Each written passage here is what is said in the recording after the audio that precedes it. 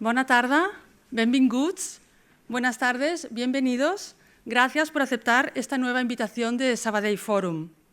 Como ya nos habéis oído explicar en anteriores encuentros, Sabadell Forum, con sus propuestas, nos brinda un espacio y un tiempo para la reflexión, para compartir y difundir conocimiento, también experiencias, con el objetivo final de enriquecer nuestra vida personal y profesional.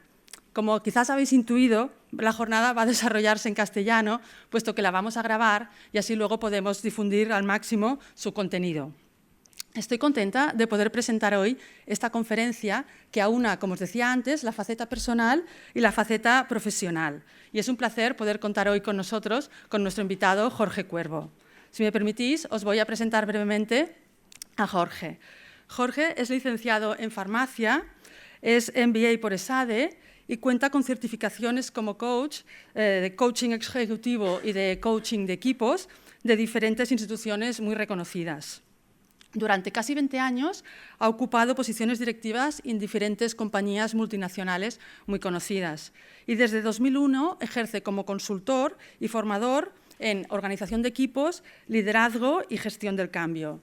Desde 2008 es también profesor en Barcelona Activa y colabora en programas formativos con diferentes universidades y cámaras de comercio. Tiene 2 libros publicados. El primero, Mejor liderar que mandar.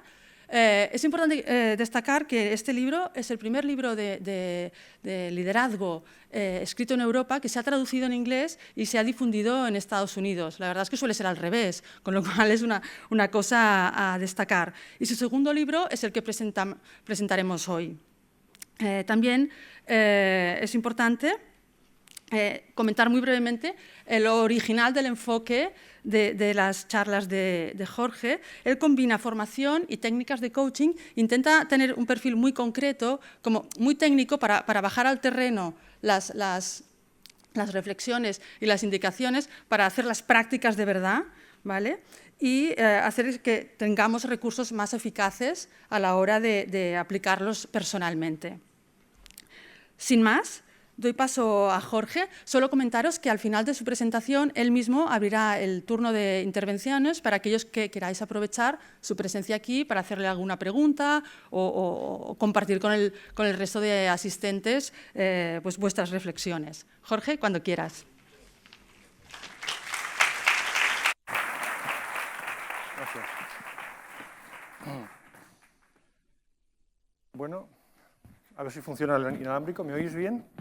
Bien, gracias Maribel, gracias. Espero que pocos sufridores, que os interese el tema y que os guste. Vamos a ver si esto funciona. Me han ofrecido una diadema, pero yo me acabo de ver con diadema, entonces... ¿Tiene arreglos?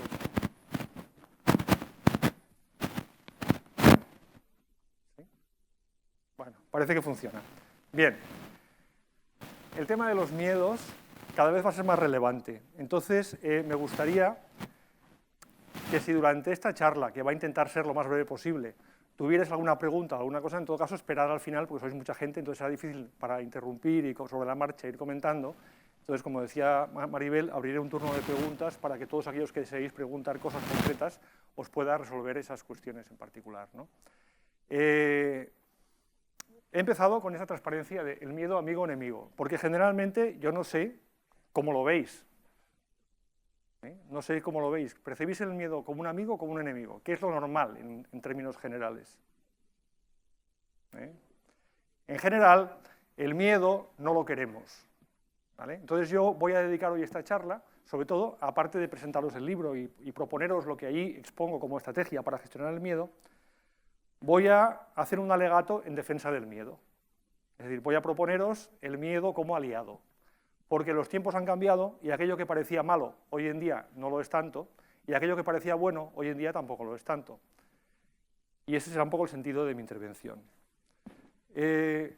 Fijaros, vivimos en un mundo de cambio acelerado y complejidad creciente. Estamos en un entorno de incertidumbre, inseguridad, riesgo. Esto me parece que no hace falta que os lo explique demasiado, sois perfectamente conscientes de ello, ¿no? Hace unos años, cuando yo empezaba por mi cuenta, estaba preparando un curso de gestión de cambio y me encontré con un gráfico de Angus Maddison. Algunos os sonará este personaje, es un catedrático ya fallecido, inglés, que trabajaba en Groninga, que estudiaba el por qué los países tienen éxito y no, otros no. Pero a mí lo que me llamó la atención de este gráfico fue justamente, claro, yo estaba con mentalidad de gestión de cambio. Me sorprendió justamente la pendiente de esta curva. Fijaros, yo no sé vosotros aquí qué veis, pero yo saqué dos conclusiones que me dejaron básicamente patidifuso, ¿no? Primera, esto no tiene precedentes en la historia. No sé si vosotros podíais imaginar que esta curva sería así. Uno se espera una curva más creciente, más gradual, se descubre América, la industria, una cosa como más gradual, ¿no? Pero fijaros que esto está ocurriendo, esto que representa aquí es, como veis, el PIB per cápita de Europa Occidental y de China. La línea azul es Europa Occidental. Fijaros cómo en los últimos 50 años aparece un fenómeno que no ha ocurrido nunca antes. Esto no tiene precedentes en la historia. Y nos estamos enfrentando a esto con una mentalidad y una educación procedente de esto. ¿Y quiénes están aquí situados en este punto de inflexión? ¿Quiénes son las personas que están viviendo este proceso? ¿Quiénes son las generaciones que están enfrentándose de una forma más clara, con una mentalidad y una educación de esta época, a una situación así? Podéis mirar a los lados y los veréis. O sea, somos conejillos de indias de un mundo que estamos creando nosotros mismos. Por tanto, a la vista de este cuadro, ¿parece lógico pensar que hace falta un cambio de mentalidad para afrontar esto? La educación de la que venimos no nos prepara para esto, nos prepara para extrapolar, para prever. Este mundo es extrapolable cada vez menos. Fijaros, hay paradigmas que han cambiado tanto que se han convertido en relativos. Por ejemplo, la experiencia. En esta época, la vida de este señor y la de su abuelo se parecerían mucho. La experiencia era sagrada. Hoy en día, la experiencia te puede salvar la vida o te puede matar. Porque cuando la experiencia no es válida, hay que inventar. ¿Estamos educados por nuestra formación universitaria para plantearnos, por ejemplo, qué parte de la experiencia me es útil y qué parte no? Hoy en día, un directivo que no se haga esta pregunta tiene altísimo riesgo. Es fundamental plantearse qué parte de la experiencia me puede salvar la vida y qué parte me puede matar, porque en gran parte eso no se sabe, es experimentación. Por tanto, la mentalidad que necesitamos es una mentalidad diferente. Imaginaos esto cómo le sienta al miedo y a las inseguridades, es tremendo. Porque nuestras seguridades vienen de cosas de la parte horizontal. ¿Veis a lo que me refiero? Yo no sé si estáis conscientes, evidentemente conscientes del cambio lo somos todos, ¿no? Pero hasta tal punto, bien, nosotros tenemos claro que nuestros aparatos envejecen muy rápido, ¿no? Fijaos, yo tuve uno como este. Pero, ¿y el software mental? Nuestras creencias, nuestras ideas. Claro, esto aumenta, lógicamente, las inseguridades, las incertidumbres y los miedos. Hay un triángulo que se alimenta mutuamente. Incertidumbre, la sensación de no sé qué va a pasar. Inseguridad, no sé qué me va a pasar. Y el miedo, que es el mecanismo mamífero de alerta ante una situación de peligro. Cualquier puerta de entrada potencia las otras dos. Por tanto, el efecto que causa, como dijo Edmund Burke, es una pérdida de la capacidad de enfrentarse a la situación. Fijaos, yo tengo una afición muy friki que es coleccionar publicidad de videntes de estos africanos. Estos son parte de mi colección. Claro, fijaros cómo está el patio. Esta gente tiene una ventaja y es que son muy sensibles, tienen un feedback muy rápido de lo que vende y lo que no vende. ¿Vale? Entonces me encanta porque aparte que están escritos en un castellano muchas veces complicado de entender, van muy por faena, ¿no? Entonces fijaos lo que dice el profesor Samajoto, el gran ilustre curandero, africano y espiritualista más rápido que existe, dotado de don hereditario. Cuidado, ¿eh? Puesto de trabajo lo pone por delante de protección de tu vida. ¿Veis cómo ha cambiado la prioridad? Es decir, que me maten o que me quiten el puesto de trabajo. Que me maten. Claro. Pues esto es lo que está pasando. Es decir, cuando la gente tiene inseguridad, pensamos con peor calidad y hacemos cosas raras. Tan sencillo como eso. ¿Por qué? Luego lo sabréis. No os iréis de aquí hoy sin saberlo. Lo que pasa es que mi objetivo no es únicamente que lo sepáis, sino que luego os leáis el libro. Porque hoy os voy a explicar la parte inicial. La solución está en el libro. En el libro, en la parte final, hay ejercicios que os ayudarán a afrontar estas situaciones en el día a día. Pero ya os aviso, de entrada, que son gimnasia. Porque en el campo de los miedos, olvidaros completamente de la óptica problema-solución, que aquí hay mucha gente que tiene formación científico-técnica y estamos siempre en causa, problema, diagnóstico, solución. Eso aquí no funciona. No es la vida milagrosa, se parece a la gimnasia. Hay que apuntarse a un gimnasio y luego hay que ir. ¿Vale? Pues aquí lo mismo. Los truquis funcionan cuando tienes ya el cuerpo preparado para ejercerlos. ¿Vale? Esto es lo que tenéis que tener claro. Ya he avisado, que conste. Bien. ¿Qué es el miedo?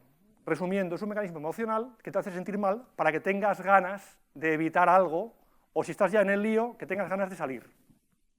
Por tanto, el miedo es lo mismo que el placer, pero al revés. El placer te da ganas de más, y el miedo te da ganas de irte o limitarlo al máximo. Por tanto, el miedo te hace sentir mal. Y como te hace sentir mal, no nos cae bien. Tiene mala prensa, porque nos dice cosas que no queremos oír. Y como no lo queremos oír, lo que queremos es librarnos de él. ¿Parece realista y factible librarse del miedo? Claro, el miedo es parte de ti. Es como querer librarse de tu hígado. ¿Lo veis? Librarse del hígado es obvio que no puedes, ¿no? Pero librarte del miedo tampoco. Pero parece posible, porque hablamos de mi miedo y yo como si fuera algo diferente a mí. Mi miedo es más yo que yo. Por tanto, mi miedo también es yo. Lo que hay que hacer no es pelearse con esa parte de ti, sino entenderse con ella. Esta es la diferencia de la estrategia que hemos hecho siempre. Siempre hemos intentado controlar el miedo o librarnos de él. Lo que os propongo ahora es que hagamos lo que de verdad funciona, que es aceptarlo y hacernos coleguis, para que trabaje para nosotros. Por tanto, al ser emocional, tiene, primero, que es insoslayable, es decir, si tú tienes una emoción, ahí está. Que no la quieras ver es un problema distinto, pero ahí está, no la borras porque sí. Además, es persistente, y por último, es gestionable, pero para eso tienes que saber cómo. Si no sabes cómo, sientes que el miedo te merma y entonces te enfadas con él.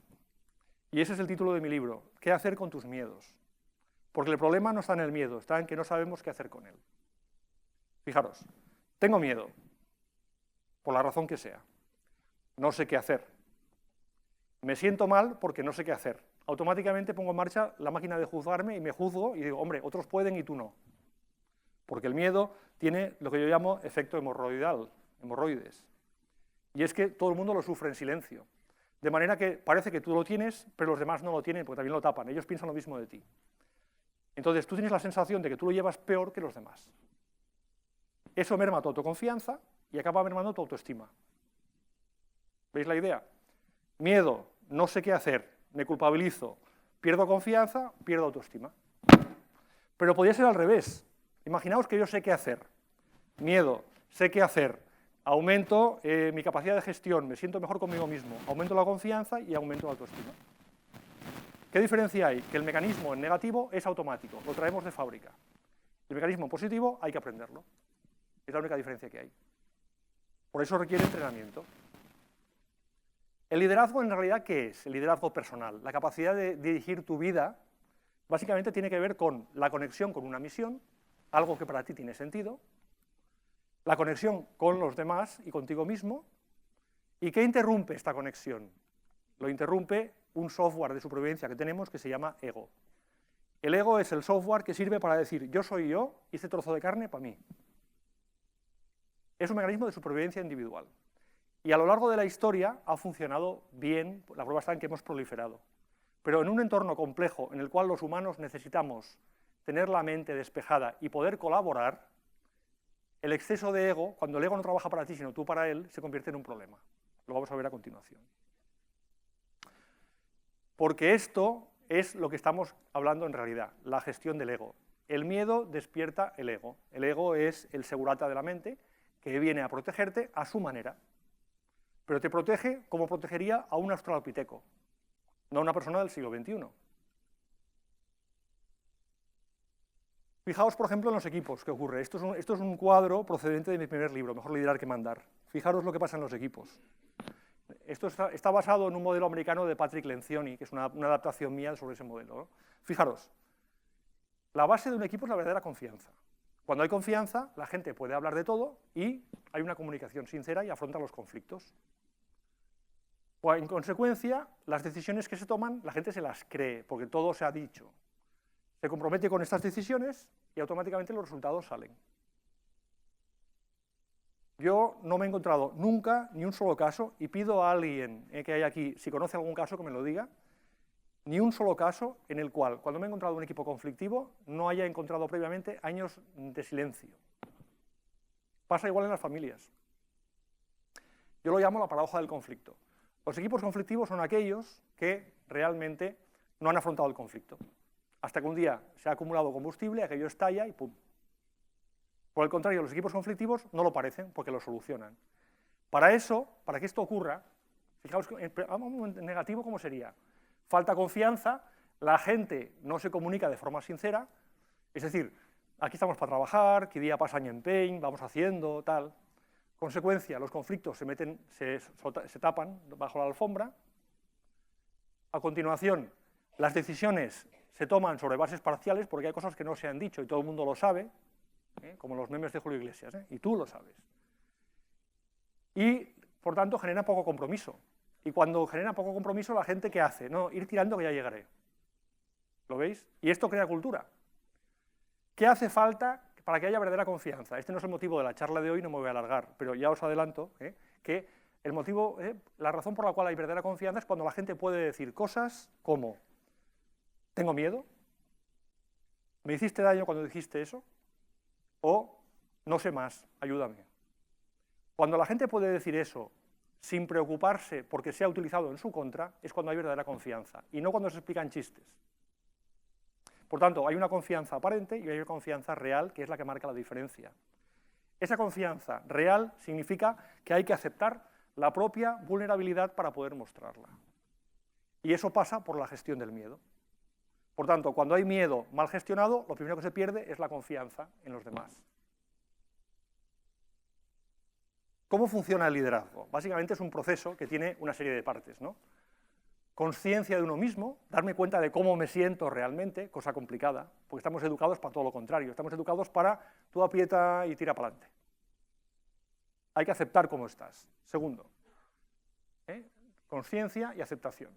Luego puedes ver alternativas. Si no has aceptado, no tienes la visión, insisto, esto en el libro os lo explicaré, no hace falta que me alargue mucho, porque no quiero ser demasiado prolijo, lo tenéis explicado allí, ¿no?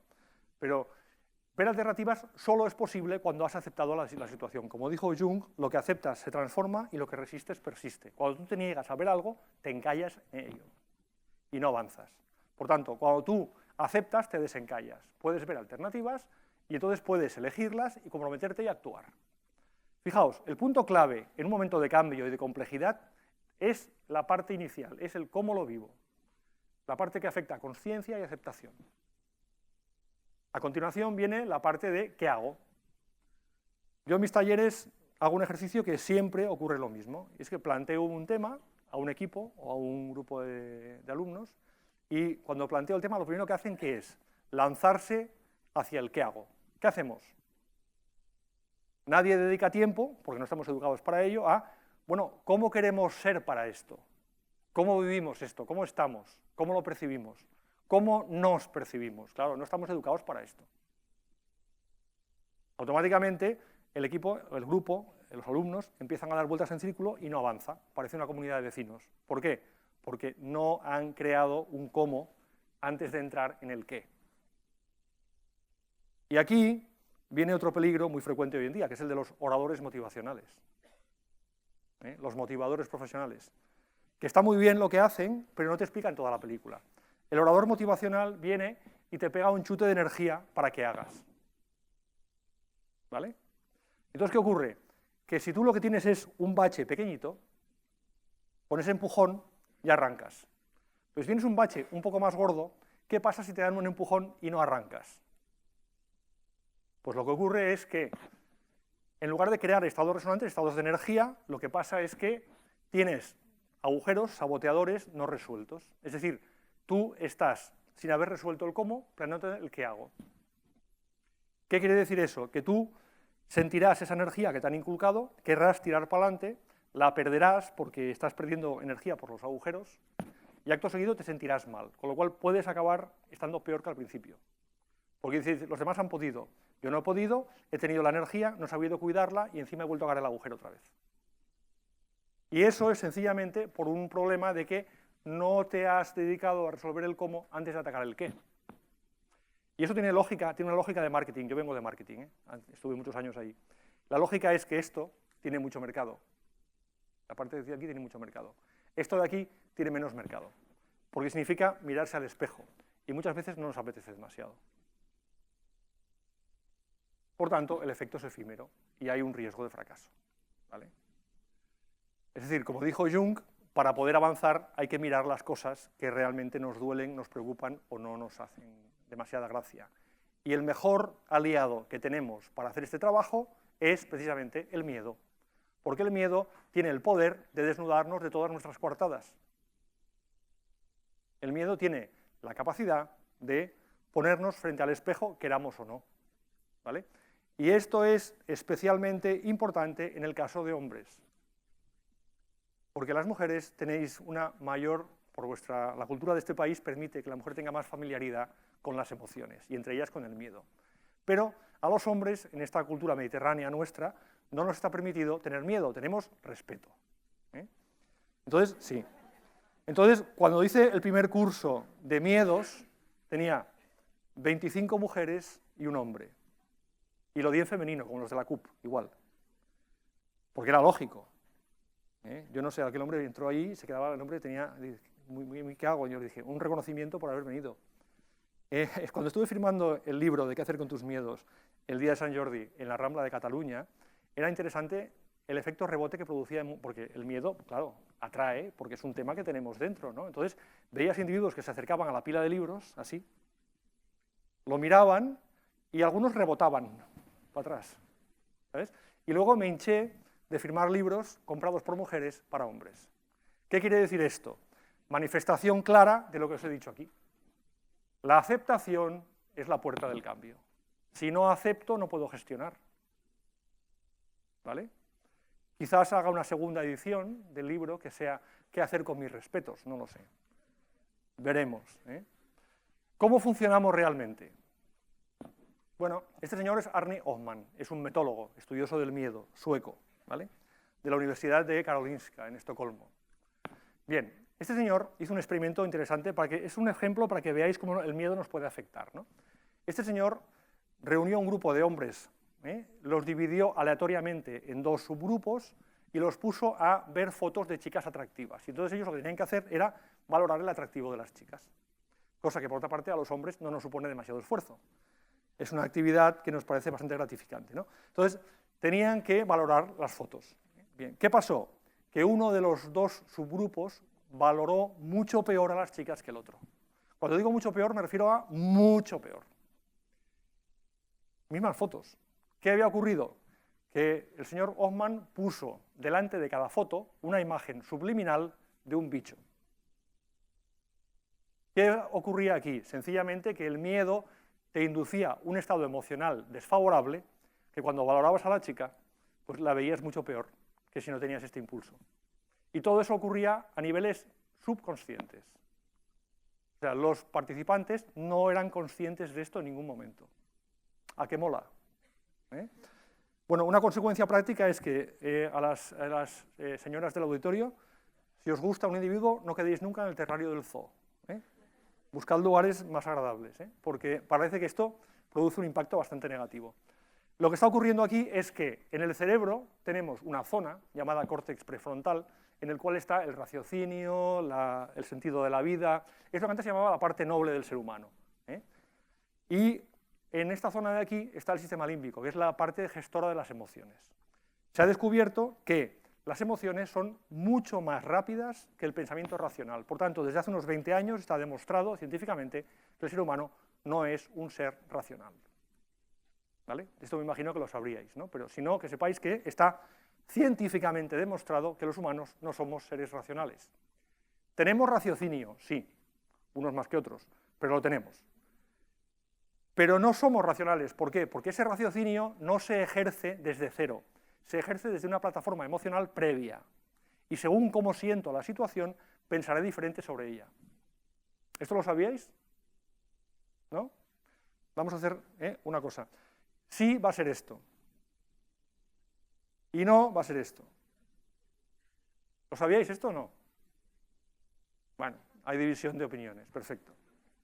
Para los que no, que sepáis que esto está demostrado científicamente, o sea, ya no es una opinión, está constatado, ¿no? Por tanto, ¿qué ocurre? Lo que ocurre es que, como dijo Antonio Damasio, que fue quien descubrió todo esto, y por eso se ganó el premio Príncipe de Asturias del año 2005, este señor dijo, el ser humano no es un ser racional, en realidad lo que ocurre es que primero sentimos y luego pensamos, y según cómo sientes, piensas.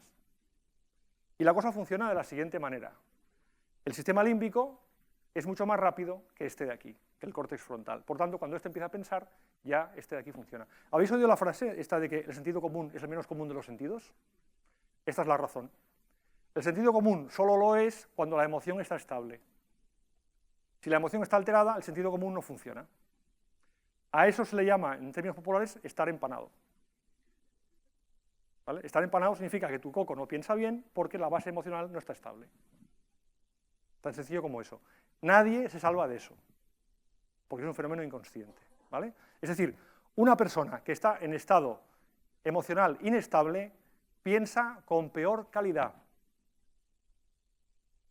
Pausa dramática para que os quede. Bien. Y eso tiene una consecuencia muy importante a efectos de gestión, y es que no conocemos la realidad, porque lo que hacemos es una mezcla de cómo vivimos la situación emocional más cómo pensamos sobre ella. Es decir, lo que hacemos los humanos es creamos una percepción. Y a esa percepción la llamamos realidad. Es muy sencillo, todos habéis vuelto de mayores a un lugar que habéis estado de pequeños, ¿sí o no? Ahí se demuestra que las cosas se encogen con el paso del tiempo. ¿O será que nosotros hemos cambiado? ¿Lo veis? Por tanto, esto es una de las fuentes principales de conflicto en los equipos. Porque si para mí mi percepción es una realidad, tú tienes tu percepción que para ti es una realidad, tenemos un conflicto. ¿Lo veis? Tiene arreglo, ¿eh? Tiene arreglo. Bien. La frase clave es esta. Lo consciente es gestionable, lo inconsciente te gestiona a ti. Esta es la razón por la cual, para poder gestionar el miedo, es preciso hacerlo consciente y aceptarlo. Si no, no funciona. ¿Vale? Este señor que veis aquí es Richard Davidson, que aquí está escaneando un lama, se llama Mathieu Ricard, que es francés, excientífico. Este señor ha hecho estudios sobre cómo funciona el cerebro cuando está en acción, pensando o sintiendo cosas. Y los estudios de este señor son súper interesantes. Fijaros, en el cerebro hay dos modos de funcionamiento. Si predominan en el sistema límbico las emociones negativas, todo el cerebro se pone en modo reactivo. Toma el control del cerebro una zona del córtex prefrontal derecho que pone todo el cerebro a la defensiva. A eso se le llama modo reactivo y tiene consigo la puesta en marcha de reacciones primitivas como la lucha, la huida, el bloqueo, etcétera, etcétera. O sea, tú en modo reactivo eres más mamífero y menos humano, eres más ñu. ¿De acuerdo? Sí, sí. Sí, sí. Incluso a veces se te llega a poner la cara de ñu. Hombre, el caso más extremo es el pánico. En el pánico todos somos ñus. Bien. ¿Qué problema tenemos los humanos? Que hemos aprendido a practicar el postureo. Es decir, hemos aprendido a disimular el ñu que llevamos dentro, no a gestionarlo. Y ahí vienen los problemas, ¿vale? Tú no estás bien, sí que estoy bien, ¿qué pasa? ¿Vale? En modo reactivo, todo te lo tomas por el lado malo. Te dicen buenos días y tú dices, ¿por qué buenos días? Hombre, buenos días, nunca me lo dices, ¿por qué hoy? ¿Lo veis? Una persona que está en modo defensivo, todo se lo toma por el lado malo.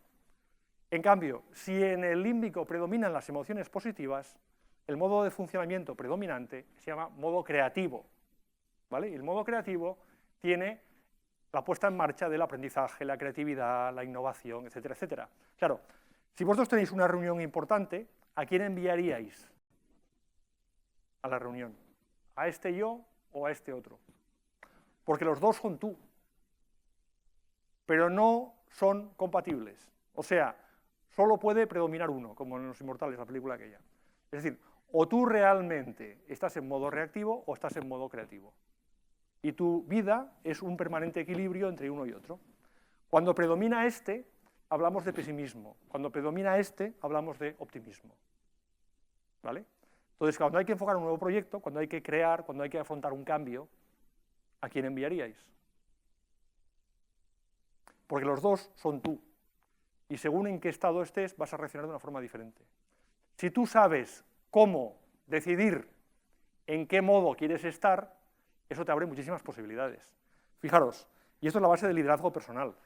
O tú decides cómo vives las situaciones, o las situaciones te deciden a ti. O tú decides cómo vives esto. Fijaos que digo, no digo qué haces, digo cómo lo vives. O tú decides cómo lo vives, o la vida te decide a ti. Por tanto, hay gente que hace cosas y gente que le pasan cosas. Consecuencia de cómo lo viven. ¿Lo vives como protagonista o lo vives como víctima? Si lo vives como víctima, vas a vivir un mundo de más estrés, más oscuro, más tenebroso. Si lo vives como protagonista, lo vas a ver de una forma más creativa, más reto, más alegre, más divertido. Esto es, hoy en día, una decisión, una opción, porque sabemos cómo se hace.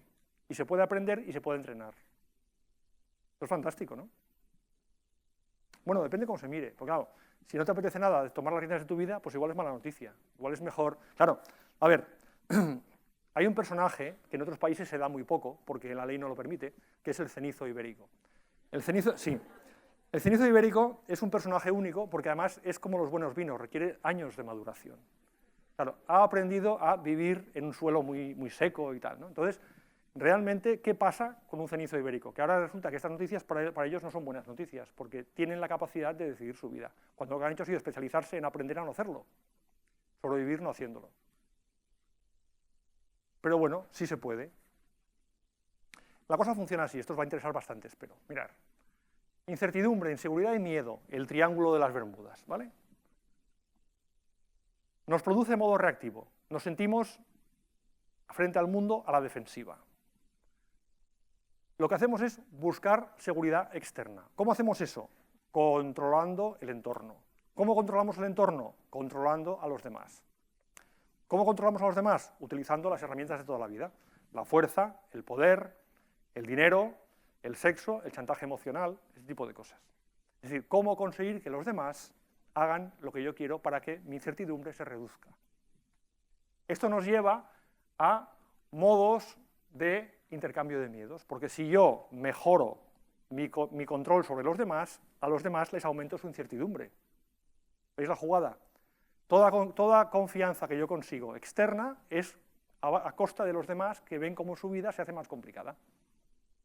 Por eso aparecen las luchas de poder y este tipo de cosas, ¿no? Y esto nos lleva a posturas de tipo jefe.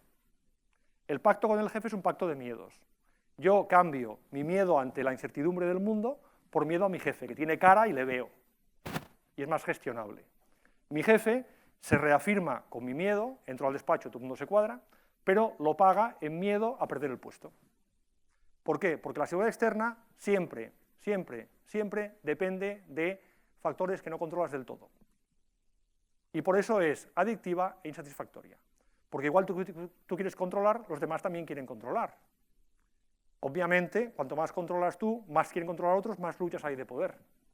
Y además, siempre puede venir algún poderoso más poderoso que te quite a ti el puesto. Por tanto, son caminos que no tienen final. Son adictivos y siempre quieres más. Por eso la gente que tiene poder quiere más poder siempre. Pero hay otro camino, el camino de la seguridad interna. Cuando tú estás en modo creativo, puedes ver el mundo de una forma distinta. Fijaros, el poderoso, el jefe, el que está en el control, lo que quiere es reducir la incertidumbre.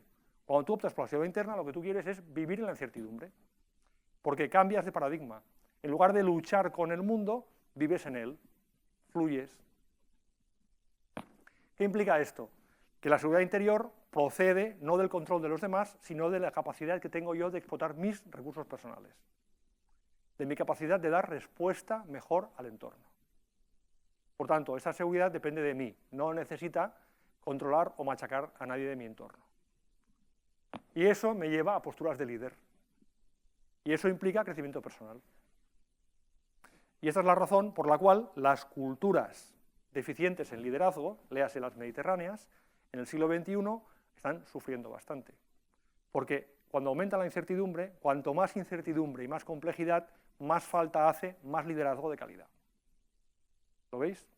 Las culturas más ricas en liderazgo tienen más recursos. Las culturas menos ricas en liderazgo pues lo sufrirán más. Es decir, no está en cuestión si España, Italia, Portugal cambiarán o no. Lo que está en cuestión es con cuánta sangre y cuánto dolor y cuántos años. Porque la aceptación es lo que da la velocidad al cambio. Poca aceptación, velocidad lenta, más sufrimiento. Más aceptación, velocidad más rápida, menos sufrimiento. ¿Veis un poco la idea? Claro, aquí somos un país en que la gente se casa con las cosas. Mi cervecita, mi equipo de fútbol, mi no sé qué. Claro, pues lógicamente nos cuesta.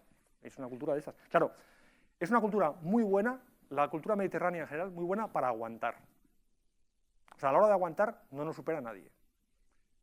Claro, tenemos redes sociales potentes y tal, aguantamos súper bien. Pero, bueno, como dicen muchos políticos, no, en España el que aguanta vence. Bueno, lo que es bueno para aguantar no es bueno para cambiar.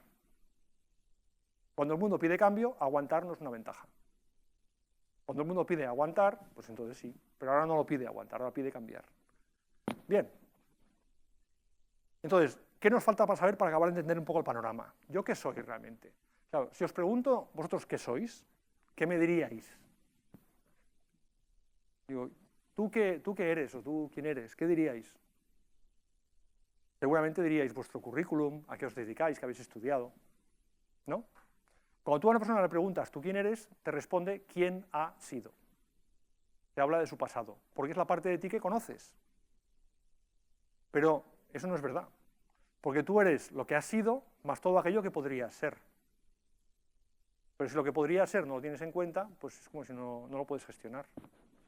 Por tanto, ¿cómo funciona esto?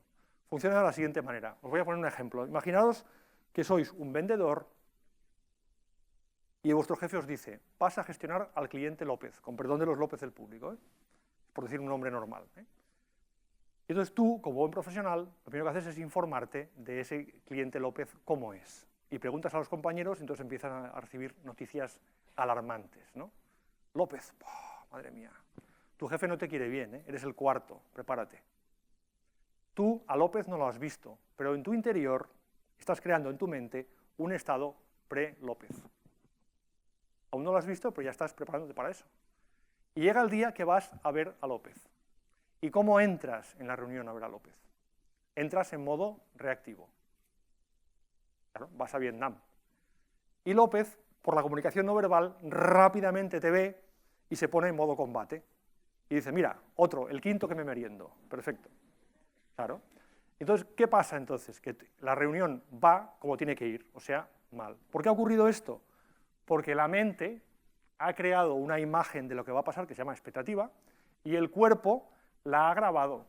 Y cuando el cuerpo la graba, la realimenta. Es decir, tú entras en un estado mental pre-López con un cuerpo preparado para el combate. Alto de adrenalina, alto de cortisol, contraído y con la mente en modo reactivo. Y eso produce un circuito que se realimenta. Esto está muy estudiado, ¿vale?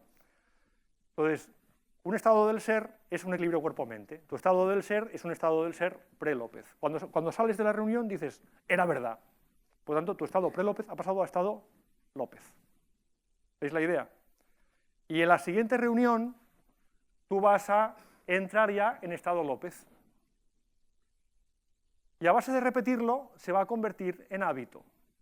Y cuando se convierte en hábito, ya está tan grabado que es automático. Es decir, tú ya te pones en estado López sin pasar por la mente consciente. Tú vas un día por la calle con tu pareja y pasa un camión que dice, Mudanzas López, que no tiene nada que ver, y te sube la adrenalina, te pones así tal, y tu pareja dice, ¿qué te ha pasado? Y dice, no, un mal pensamiento. ¿Por qué ha ocurrido eso? Porque estaba grabado. Estaba grabado y no ha pasado por tu consciente, ya se dispara solo. Pero la cosa puede aumentar más. Imaginaos que esto sigue siendo así. Si esto sigue siendo así, ese estado, ya aparte de ser hábito, se ancla, se graba tanto que tú te crees que eso es una característica tuya. Y tú dices, lo que pasa es que a López no lo aguanto porque yo a la gente como López no lo aguanto, porque yo soy así. Y cuando dices esto, te has convertido en prisionero y carcelero a la vez. Te has creado mentalmente una jaula, te has metido dentro y has tirado la llave fuera. ¿Por qué? Porque si yo soy así, no puedo ser asá. Has limitado tu capacidad de cambiar. Si tú dijeras, yo hasta ahora he sido así, podrías permitirte preguntarte, ¿y ahora cómo quiero ser? Pero dices, no, es que yo soy así. Automáticamente, si yo soy así, haré cosas de ser así. Por tanto, lo que voy a hacer es, mi pasado se convertirá en mi futuro. Y a esto se le llama, cruelmente, zona de confort. Imaginaos que esto es el conjunto de estados del yo que tenemos como personas, ¿vale? Aquellos estados que tú tienes tremendamente consolidados, tanto que tú te crees que eres así, es lo que se llama la zona de confort. La zona de confort tiene la desgracia de tener un mal nombre. La zona de confort se llama así porque procede de la teoría de sistemas aplicada a la biología. Perdonad que el farmacéutico sale ahora, un momento. La teoría de sistemas aplicada a la biología dice que esta zona de confort es la zona en la cual tu sistema biológico funciona al menor gasto posible, al menor consumo posible. Y esto quiere decir zona low cost. Es decir, la zona de confort sería la zona low cost realmente. Pero claro, eso luego se lleva a la psicología y los psicólogos, claro, confort suena como a comodidad. Hay una cosa que es verdad, y es que la zona de confort de entrada es confortable. Pero luego es aburrida, porque ahí no hay aprendizaje. Y luego es tu cárcel, y luego es tu ataúd. Salid a la calle y fijaros cuánta gente veis a vuestro alrededor que está hasta el moño de sí misma. Por tanto, la zona de confort muchas veces tiene muy poco que ver con la confortabilidad. Yo en mi segundo libro, que espero leáis, con cariño, lo llamo Zona de adicción al yo. ¿Por qué? Porque funciona igual que una adicción. Un drogadicto tiene la necesidad de su dosis. Tú igual, cuando un estado está tan grabado, cuando tú quieres cambiarlo, tu cuerpo te dice, quiero mi adrenalina. Imaginaos que el vendedor de antes quiere ir a ver a López y cambiar su actitud. ¿Qué va a pasar? Pues que su cuerpo no le va a ayudar. Le va a decir, oye, es López, adrenalina, va al combate. Por tanto, para poder cambiar un estado que ya está grabado, tienes que hacer como si fuera una deshabituación. Tienes que reprogramarte y crearte un estado alternativo. Claro, esto es fantástico, porque si tú sabes cómo hacerlo, es muy útil. Por tanto, una persona que está en zona de confort deja de prestar atención a lo que podría ser. Todo esto también eres tú. La única diferencia está en que esta zona de aquí la has visitado poco o nunca y esta zona de aquí estás todo el día dentro. ¿Lo veis? Un ejemplo. Uno negativo y uno positivo. ¿Qué eran los guardianes de los campos nazis 4 años antes? Gente normal. Si no se hubiera dado un contexto, jamás hubieran sabido que eran capaces de ser un buen guardián de campo nazi. Igual aquí tenemos unos excelentes capos. Entre el público no lo sabemos, igual yo mismo lo podría ser, no lo sé. Hay experimentación que demuestra esto, ¿no? O un ejemplo positivo, tú vas por una calle, ves un incendio, oyes un niño llorando dentro, entras, lo salvas, igual tú no sabías que eras heroico, igual en toda tu vida no vuelves a serlo. Por tanto, hay estados del ser que son tan auténticos como los que están dentro de la zona de confort, pero que no lo sabes porque no los has probado. Por tanto, para mí, la palabra reinventarse no me gusta demasiado, porque reinventarse es como una cosa ortopédica, ingenieril, quirúrgica, es como cirugía mayor, es como Frankenstein. Para mí la palabra mágica es descubrirse. Para mí el cambio no es sufrir cambios, como decimos en castellano. El cambio es descubrir estados tuyos que no sabes que tienes. Y si lo ves así, la cosa facilita mucho la gestión. Y eso, fijaros que el miedo es el gran ayudante, porque te pone en la barrera. El miedo es el guardián de los muros. Cuando llegas a lo que podría ser, a la frontera de la zona de confort, el miedo te dice, cuidado. Si tú tienes la capacidad de salir, lo superas y aprendes.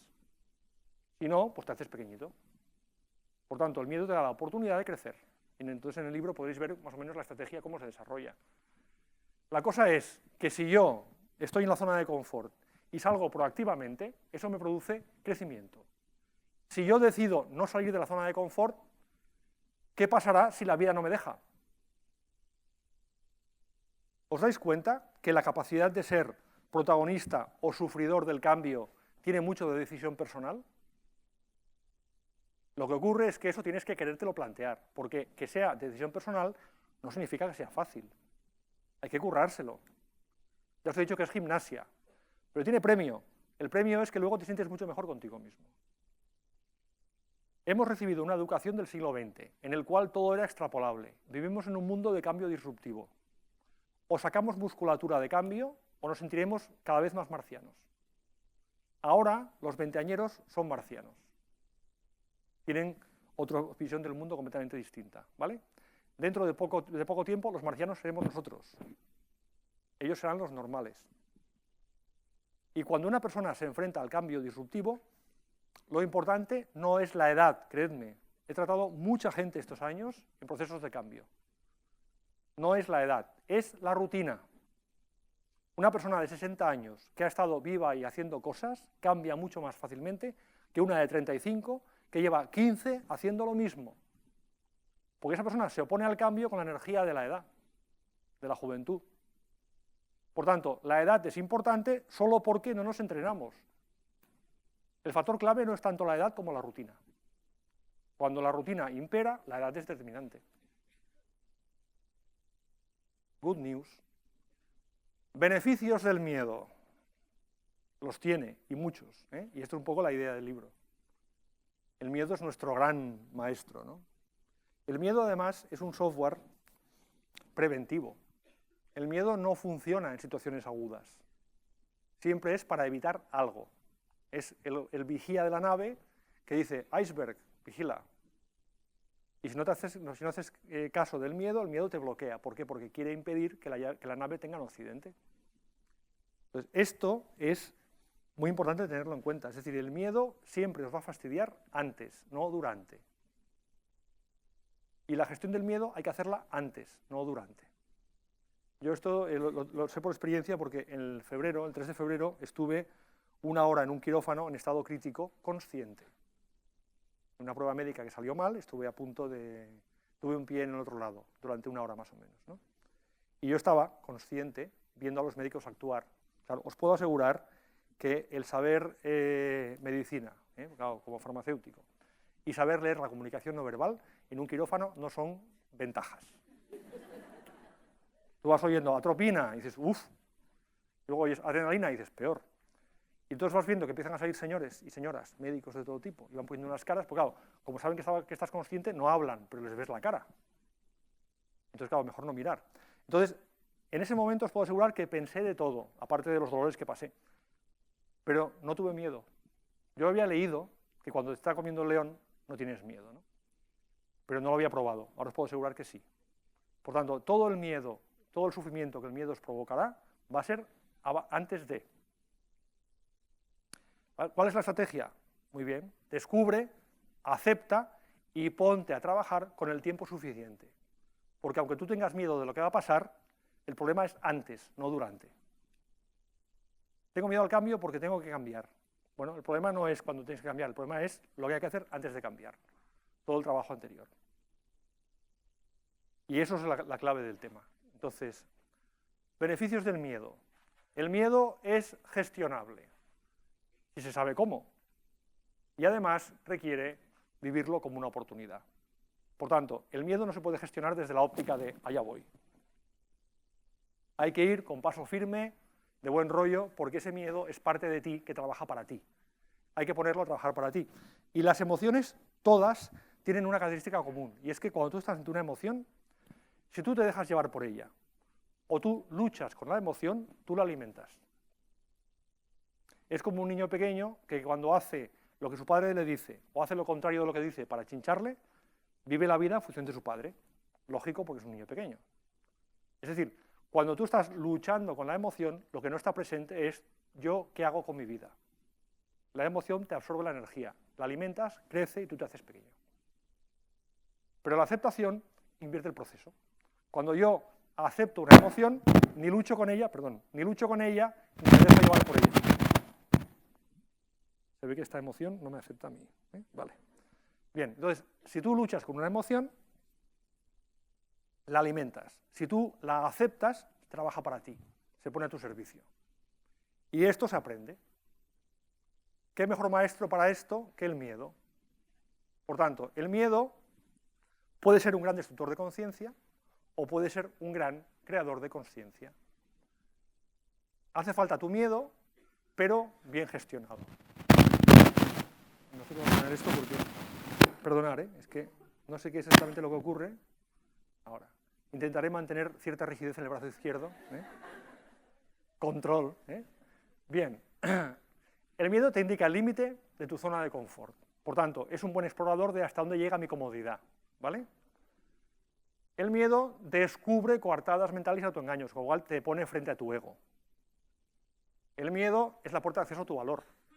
Fijaros, cuando decimos es valiente porque no tiene miedo, es un error. ¿Por qué hablamos de valor? ¿A alguien se le ocurre? Vosotros sois gente del mundo financiero, ¿no? Se habla de valores. Fijaros, desde la noche de los tiempos, el enfrentarse al miedo y ser capaces de superarlo ha sido tan importante para los humanos que se ha convertido en la moneda para valorar cuánto vale una persona. Por eso hablamos de valor. Una persona valiente es la que tiene valor. Tiene valor porque es capaz de superar su miedo. ¿Lo veis? Lo cual está muy bien, pero luego viene la parte negativa. Si una persona no se ve superando su miedo, no se ve con valor. Por tanto, no vale. Y el peligro del miedo está en caer en esta trampa. Cuando tú no sabes qué hacer con tu miedo, aprende, no te flageles. Pues entonces tienes dos problemas. La causa que ha despertado el miedo y encima tu culpabilidad. Y tu gestión se aleja. Por tanto, que una persona que se enfrenta a su miedo y lo pueda superar tenga valor, fantástico. Una persona que no tiene esa capacidad, lo que tiene que hacer es conseguirla y dejarse de flagelaciones. Entonces, justamente el miedo es la escuela de valor, porque una persona que no tiene miedo no es valiente, es inconsciente. ¿Os gustaría que vuestros seres queridos fueran inconscientes? Que no tengan miedo, cuidado. No tener miedo es muy peligroso, es el freno del coche. Oye, esto de conducir es un rollo. ¿Cómo mejora la conducción? Quitando el freno, es más divertido. ¿Veis que no tiene sentido? Es decir, cuando una persona va por la vida, necesita su miedo para tener freno. Por tanto, el objetivo es una buena conducción, buen manejo de los dos pedales. La ilusión es el acelerador, el miedo el freno. Hay otros que dicen, no, es que yo quiero un equilibrio. ¿Qué equilibrio ni qué gaitas? Un equilibrio sería apretar los dos pedales a la vez. El motor se quema. El equilibrio que hay que conseguir es un equilibrio dinámico. Tenemos que movernos según la carretera pida. ¿Lo veis? Y para eso hace falta que los dos pedales trabajen para ti. Tanto la ilusión como los miedos. El miedo es el gran maestro de conducción. Es la gran escuela, la gran autoescuela que tenemos los humanos. ¿Vale? ¿Por qué? Porque el miedo nos permite ser valientes. No confundamos al valiente con el inconsciente, porque como las conductas que genera son parecidas, mezclamos las cosas. No. Un inconsciente no sabe. Aquí puede haber una bomba aquí al lado, estamos tan tranquilos. ¿Somos valientes? No. Somos inconscientes. Pero el valiente ha hecho un proceso interior de crecimiento. Esta es la diferencia. Un inconsciente no ha crecido, el valiente sí, porque ha tenido miedo y lo ha trabajado. Por tanto, el miedo es el gran maestro de valor y también de aceptación. Estos son los beneficios del miedo. Y con esto ya vamos acabando. Fijaros, en resumen, para que os hagáis un poco cuadro final y luego haremos las preguntas que queráis. Una situación cualquiera produce una alarma. ¿Qué es una alarma? Una alarma es que tu inconsciente tiene una lista de peligros posibles. Esa lista la aprendes de tres maneras. Por experiencia directa, porque te la enseñan o porque ves a otros. Tú te vas creando una lista de cosas peligrosas. El miedo lo único que hace es, tiene la lista, compara con la realidad y cuando algo se le parece, da la alarma. Y al miedo no le importa ser sabio. Nuestro cerebro no está diseñado para ser sabios. Está diseñado para sobrevivir. No hace falta que sea peligro real. Basta con que lo parezca. Punto. Lógicamente, aunque hay miedos que desaparecen con la edad, la tendencia normal de los humanos es a tener más miedo cada vez. Por lógica, porque cuanto más vives, más causas de miedo potenciales tienes. Tu lista se amplía, ¿vale? Tan sencillo como eso. Por tanto, cuanto más edad tengamos, más nos conviene saber manejar el miedo, porque más vamos a tener. Y me refiero, por supuesto, a los miedos normales de la gente normal, no me refiero a los miedos patológicos, que son las fobias, que esos requieren tratamiento médico. Todo lo que estoy diciendo va referido a los miedos normales.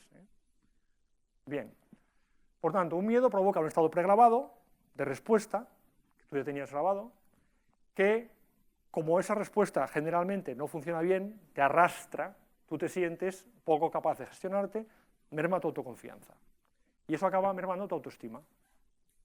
¿Qué hacemos los humanos? Hemos aprendido a controlarnos, lo cual es fantástico, porque si no hubiera control sería un descontrol. Entonces, ¿cómo funciona esto? Cuando viene el control, lo que hace es cortar la respuesta, no los estímulos. Es decir, yo tengo el impulso de salir corriendo, me controlo y me aguanto. El control jamás corta el impulso, solo corta la acción. Por tanto, lo normal es que el mecanismo de control genere una energía emocional que hay que darle salida, porque si no se convierte en estrés. Es decir, todo control implica represión. Y para eso se han inventado los carnavales, las vacaciones, el Barça, es decir, actividades en las que puedes ir a gritar y soltarte a la melena y tal. Entonces la gente, actividades de riesgo, tirarse por puentes. Es decir, son actividades que te permiten soltar esa carga de energía que tu día a día no te permite soltar, ¿vale? Entonces, todo control implica represión, pero a cambio te da autoconfianza, porque una persona que se controla es como, somos un poco como el niño que ha aprendido a no hacerse pis. Se siente mejor y más dueño de su vida, correcto. Y eso te aumenta la autoestima, por tanto, bien. ¿Qué problema hay? La represión. Si tú llevas muchos años controlándote y no eres capaz de cambiar control por gestión, para que haya menos represión, pues entonces es posible que un día hagas algo raro. Se llama crisis de la mediana edad y acostumbra a cursar con cosas raras, aficiones extrañas, compra de descapotables, escapadas a Brasil, cosas de ese tipo, ¿no? Claro, tú vas acumulando represión y un día haces un croc. Y claro, es que es importante, mirad una cosa, que tú hagas lo que tú eres, o sea, que tú seas aquello que haces, que lo vivas desde el ser, es importante, ¿vale? Pero cuando tú solo eres aquello que haces, el día que no haces, ¿qué eres? Si yo soy lo que hago, y soy solo lo que hago, el día que dejo de hacer, dejo de ser. Y esto, cuando una persona está muy acostumbrada a vivir en el mundo del hacer, se aferra a ello porque tiene miedo al vacío que ocurrirá el día que deje de hacer. Tema muy serio en jubilaciones y en despidos, ¿no? Gente que toda su vida ha hecho, no ha parado de hacer, ha hecho muchísimo y sin embargo han perdido contacto con lo que son por dentro, ¿no? Entonces un día te ves, ostras, ¿qué pasará al día siguiente de dejar de hacer? Eso produce tal pánico que entonces lo que hacemos es hacer más, hasta que entramos en lo que llaman los americanos la carrera de la rata, y esto acaba generalmente con un flop, o psicológico o de salud, que te obliga a parar. Es un fenómeno de estrés, está muy estudiado también. Pero bueno, a lo que iba. ¿Y la vía de la gestión cómo funciona? Fijaros, si yo soy capaz de darme cuenta cómo funciono y lo acepto y aprendo lo que tengo que hacer, lo que ocurre es que genero estados alternativos del ser. Es decir, yo en lugar de, cuando voy a ver a López, me pase lo de siempre, puedo decir, perfecto, ¿qué puedo hacer yo y cómo puedo hacerlo para que cuando esté ante López yo sea otro yo? Yo sea otro Jorge distinto que me convenga más. Y eso se aprende. ¿Se aprende cómo? Con los ejercicios como los que vais a encontrar en el libro. Cada uno de los ejercicios, vais a encontrar 5, son un capítulo, porque están muy prolijamente explicados para que veáis claramente cómo hay que hacerlos, ¿eh? Claro, estos ejercicios son muy útiles cuando vas dirigidos por alguien, pero cuando estás tú solo hay que explicar muy bien para que tengas claro todas las posibilidades que hay, ¿eh? Lo importante de este tipo de trabajo es que te lo hagas tuyo y tú te crees tu propio método poco a poco a base de práctica, ¿eh? Muy sencillo, lo que pasa es que hay que ponerse, ¿no? Tampoco hace falta trabajar cada día obsesivamente, ¿eh? Ahora voy a ser el samurái o el ninja y tal, no, es aprovechar las ocasiones, o sea, en el día a día, en la vida, no nos faltarán ocasiones para pasar miedos, inseguridades, incertidumbres. Pues ir aprovechando lo que te da la vida para ir haciéndolo. También en el libro encontraréis cómo hacerlo y cuándo. Porque tan malo es olvidarse de este trabajo en tu vida como obsesionarse con ello. ¿Vale? Hay que buscar la fórmula personal. Bien. Entonces, eso desarrolla la autoconfianza y eso desarrolla la autoestima. Pero aquí no hay represión, hay crecimiento personal. Lo que ha ocurrido con este mundo de locos que vivimos es que, igual que se ha complicado mucho la cosa, también han nacido las técnicas para poder trabajarlo. Hoy en día existen técnicas suficientes y adecuadas para trabajar estos temas, que hace unos años era muy difícil. ¿Vale? Entonces, tenemos la oportunidad, igual que tenemos la dificultad. Podemos convertir esa dificultad en oportunidad porque hay las herramientas para poder hacerlo. Con esto, pues muchas gracias y quedo a vuestra disposición para las preguntas que queráis hacer. Gracias.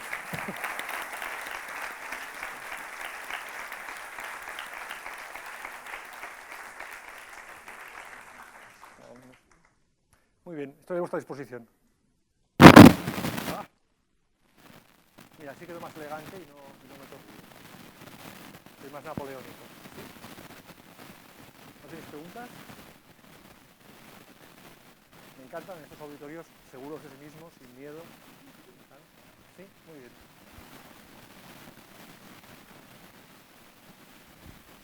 Hola, buenas tardes. Yo quería preguntarle, cuando ha hablado y ha dicho que el hombre era un ser racional, lo ha dicho, ¿no?, de alguna manera como si las emociones que hay, o me ha parecido entenderlo, tuvieran como una connotación un poco negativa, ¿no? No. En realidad lo que ocurre es que las emociones son la base, es la plataforma sobre la cual pensamos, ¿vale? Entonces, ni negativo ni positivo. Negativo o positivo son juicios, y los juicios están aquí. Las emociones son negativas o positivas en función de lo que haces con ellas, ¿vale? Entonces, el ser una persona racional, la pega que tiene es que nos aleja de la buena gestión, porque el problema principal que tenemos las personas a la hora de gestionarnos es que creemos que funcionamos de una forma distinta a cómo funcionamos realmente. Nos hemos creado una idea de cómo somos las personas que no se corresponde con la realidad. Entonces es importante entender y aceptar esto que os he explicado, de que la emoción va por delante del raciocinio y que no es que sea ni bueno ni malo, es que eso va a ocurrir así. Por tanto, haz lo que sea bueno. Acepta tus emociones y descubre cómo eso influencia tu pensamiento. Y luego utilízalo. Pero claro, cuando una persona se cree que es racional, claro, ¿qué pasa con los técnicos? Por ejemplo, yo soy de formación técnico, ¿vale? La formación técnico-científica te lleva a hipervalorar la parte racional y a infravalorar la parte emocional. Esto me ocurre mucho cuando hay, por ejemplo, un trabajo con ingenieros o financieros, ¿no? Entonces, yo suelo hacer una pregunta, digo, oye, tú con tu equipo, ¿tú crees que una cosa bien diseñada, correctamente explicada, a gente preparada para hacerlo, sale bien? Entonces hay quien dice, sí, tenemos un problema. ¿Por qué? Porque lo normal es que una cosa bien diseñada, correctamente explicada, a gente preparada para hacerlo, no salga bien. ¿Por qué? Porque depende de cómo lo vivan. ¿Vale? Voy a explicar un caso, sin más. Una empresa de electrónica muy importante, que está situada en Barcelona, que monta un CRM. Un CRM sabéis lo que es, ¿no? Es un sistema de gestión de información de los clientes y tal. Educan a los vendedores en cómo manejarlo, les explican las ventajas, cómo les puede reducir a ellos el trabajo y facilitar la labor y ta. Lo ponen en marcha y la gente no lo usa. Les dan un toque, oye, ¿qué está pasando? Y la gente sigue sin usarlo. ¿Qué creéis que pasaba allí? ¿Alguna idea? Claro. La gente sabía cómo usarlo, pero la gente tenía miedo a control de los jefes y el día que ponga lo que yo sé en el sistema, me van a echar. Fíjate, el problema no era entender lo que podía dar de sí el sistema, el problema era falta de confianza. Por tanto, lo normal es que la base emocional es la que va a causar la interpretación que tú vas a hacer de la realidad. Y eso hay que tenerlo en cuenta para la gestión. Y por supuesto, cualquier persona que gestione equipos necesita tener en cuenta estos factores. Gestionar equipos hoy en día en un entorno de incertidumbre creciente, pensando que somos seres racionales, es muy peligroso. Muy peligroso. Es altísimo riesgo. Porque no es como funcionan las cosas. ¿Vale? En cambio, quien lo tenga en cuenta es una gran oportunidad, porque puede liderar. Hola, buenas tardes. Hola. Has comentado que el tema de las fobias no se pueden tratar igual que el tema del miedo, o que lo que estábamos hablando aquí no tiene nada que ver con el tema fobia. No, la cosa es la siguiente. Los miedos patológicos... Mira, lo primero que me sorprendió cuando empecé a escribir mi libro, porque yo este libro empecé a escribirlo porque soy un miedoso profesional, o sea, yo toda mi vida he estado con miedos y he hecho muchas cosas para luchar con el miedo, para librarme del miedo, nunca lo conseguí, lógicamente, hasta que fui aprendiendo cómo funcionaba la cosa de verdad, ¿no? Entonces empecé a mirar lo que había publicado sobre los miedos. Me sorprendió mucho la enorme cantidad de cosas que había publicadas sobre los miedos patológicos, desde el punto de vista psiquiátrico, aracnofobias, agorafobias, ¿vale? Pero de los miedos de la gente normal no había casi nada. La gente normal no molamos. Entonces, los miedos patológicos son aquellos miedos tan bestias, tan rápidos de respuesta y tan exagerada respuesta que te incapacitan el cerebro. Por tanto, una persona no tiene capacidad de gestión. Hay que, el cerebro antes, equilibrarlo para que puedas gestionarlo. Un ejemplo real. Estudiante americano en una universidad, ¿vale? Le ponen, tenían aracnofobia, los amigos no lo sabían, le pusieron una araña de plástico cutre en la cama. Ve aquello y salta por la ventana y se mata. Claro, una persona normal diría, ¿pero qué haces, no? Respuesta rápida y desmesurada. Eso es un miedo patológico. Miedo patológico quiere decir que tú necesitas equilibrar el cerebro para poder dar respuesta. Entonces, claro, estas técnicas que hay aquí son técnicas que se basan en tener capacidad de respuesta. Capacidad para escucharte, Entonces, estas técnicas no sirven para el miedo patológico que requiere química. Requiere un psiquiatra que te haga una receta y química. Esta es la diferencia que hay, ¿vale? Pero la inmensa mayoría de los miedos de la gente normal son miedos de todo tipo. Lo que ocurre es que un miedo normal, mal gestionado, puede acabar en patología. Yo tengo un miedo normal y corriente, que no sé darle respuesta, va creciendo, me hago pequeño y al final acaba siendo algo patológico. Eso sí que pasa. Por tanto, tú puedes trabajar tus miedos antes de que lo sean. Cuando lo son, necesitan terapia médica. Y aquí no entramos, es otro tema distinto, ¿vale? Pero lo gordo de la vida está en el campo de lo normal, y somos los grandes olvidados. Hay muy pocos libros que trabajen sobre esto. No sé si te he contestado con ello. Claro. Claro, si hay una fobia, lo mejor es empezar por otro camino, ¿vale? Sí que he visto gente mejorar fobias, pero no eran fobias muy acusadas. Ante la duda, yo creo que mejor, ¿vale? Sí. Hola, buenas tardes. Gracias. Mi pregunta es la siguiente. Enfocando todo esto hacia la gestión de equipos, Sí. ¿hay la posibilidad de gestionar equipos que tengas personas muy racionales y muy emocionales? Sí, claro. No solo la hay, sino que cada día es más conveniente eso. Entiendo que es conveniente Sí. y supongo que hay técnicas Sí. que ayudan para... Pero, ¿qué sombrero deberíamos ponernos para saber gestionar personas de entornos tan diferentes? El sombrero que hay que ponerse tiene nombre, se llama liderazgo. Eso. ¿Vale? Y eso requiere trabajo personal. Es decir los equipos son sistemas humanos, como pasa igual que las parejas. La pareja es el sistema más sencillo de todos, ¿no? Entonces, es lo mismo. Es decir, una pareja diversa es más rica y más complicada de gestionar. Una pareja de dos que se parecen mucho es menos complicada de gestionar y más sosa. Ahí pasa lo mismo. En la medida en la que aumenta la incertidumbre, conviene cada vez más tener equipos diversos. Muchas veces no es una elección, muchas veces tienes gente repartida por el mundo, de edades diversas. Piensa además que la gente, ya nos dividimos en nativos digitales e inmigrantes digitales. Los nacidos, os dije una vez en una conferencia, los nacidos después del 90 somos inmigrantes digitales. Siempre hablaremos con acento, ¿vale? Por mucho que aprendamos, vamos a tener acento siempre, Los nacidos después del 90 son nativos digitales. Un niño que juega a videojuegos toma unas 250 decisiones por minuto. Un niño de mi época tomábamos 50 en cualquiera de los juegos que había en aquella época. Quiere decir que, aun siendo del mismo sitio, de la misma ciudad, tenemos cerebros distintos. O sea, ya la diversidad ya no solamente es trabajar con chinos o con sudamericanos, o con magrebíes. Puede que tengas más que ver tú con un magrebí de tu generación que con uno que tenga ahora 18 años. Entonces, claro, todo eso no se sabe y eso significa que hay que tener una capacidad mucho mayor que antes de liderazgo para aglutinar. Gracias. ¿Sabes? Es trabajo personal, porque claro, depende mucho de la situación, ¿no? La suerte es que hay técnicas para ello. O sea, la panoplia que tenemos de recursos y de armas es muy poderosa hoy en día. ¿Sí? ¿Sí? Perfecto. Bueno, pues muchísimas gracias por vuestra atención. Espero que os haya sido interesante y que el libro de verdad os parezca útil.